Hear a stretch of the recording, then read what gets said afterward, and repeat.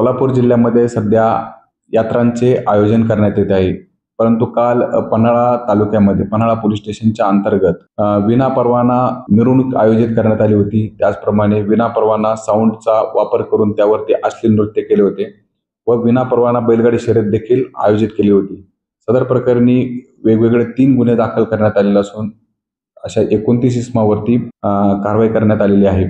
तरी मी आपणा सर्वांना कोल्हापूर जिल्हा पोलीस दलाच्या वतीने आवाहन करतो की आपल्या आगामी यात्रेच्या काळामध्ये मिरवणूक काढतेवेळेस प्रशासनाची परवानगी घ्यावी.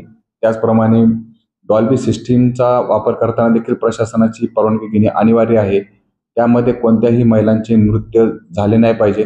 तसेच बैलगाडा शर्यती घेण्यापूर्वी प्रशासनाची परवानगी घेण्यात यावी आणि सर्व प्रकारच्या परवानगी घेऊन प्रशासनास सहकार्य करावे.